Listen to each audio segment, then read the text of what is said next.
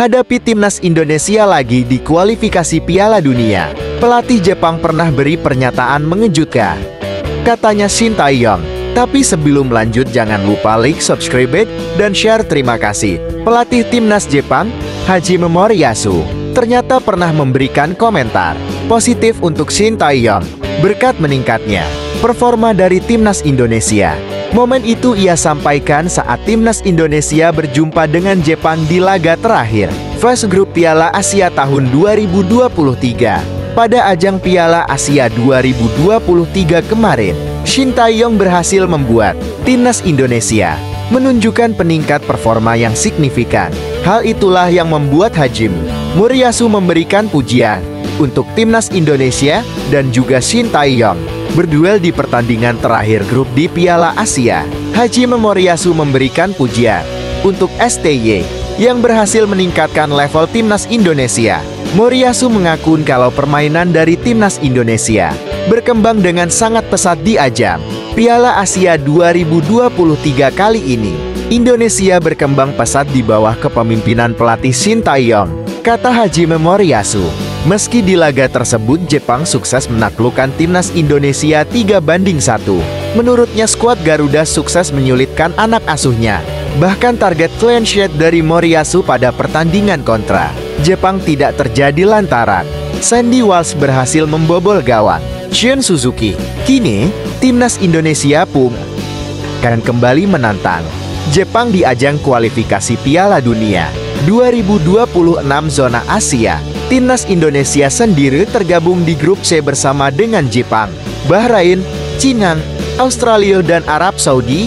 Dari dua laga yang sudah dimainkan, Jepang tampil superior dengan melibas Cina 7-0 dan juga Bahrain 5-0.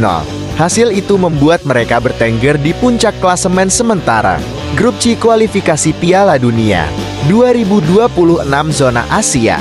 Di sisi lain, timnas Indonesia berhasil meraih 2 poin setelah menahan imbang Arab Saudi 1-1 dan Australia tanpa gol. Kini timnas Indonesia berada di peringkat 4 klasemen sementara dengan torehan 2 poin dari 2 pertandingan. Laga timnas Indonesia menghadapi Jepang akan berlangsung pada tanggal 15 November tahun 2024 mendatang. Media Korea Selatan sampai heran pemain diaspora timnas Indonesia di Belanda ada terus. Prosesnya kilat pula. Maraknya pemain keturunan Belanda yang bergabung dengan timnas Indonesia menjadi sorotan media Korea Selatan. Menurut M-Sport, timnas Indonesia selalu punya kejutan di FIFA Matchday. Media tersebut bahkan menyebut pemain keturunan Indonesia di Belanda tidak ada habisnya lantaran ikatan sejarah. Indonesia menambah lagi pemain yang berdarah Belanda. Kali ini, Mees Hilgers, pemain FC20 dan pernah membela Belanda U21. Masih ada beberapa pemain lain yang dikabarkan gabung dengan skuad Shin Tae-yong, tulis MK. M-Sports selalu mengulas profil singkat Mees Hilgers dan menyebut pemain berdarah Manado itu akan menjadi kekuatan baru di lini belakang timnas Indonesia.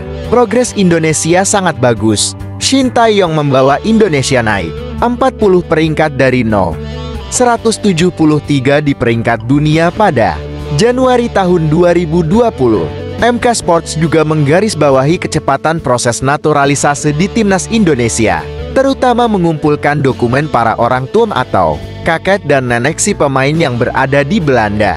Bahkan untuk Eliano dan Mees, pemerintah Indonesia memberikan kemudahan dengan menggelar pengambilan sumpah di KBRI Den Haag lantaran kesibukan mereka. Pengambilan sumpah kedua pemain tersebut dilakukan di KBRI Den Haag pada Senin, 23 September 2024. Pasalnya, jadwal mereka padat, terutama Mees yang harus bertanding di Liga Eropa, sehingga tidak memungkinkan untuk ke Indonesia.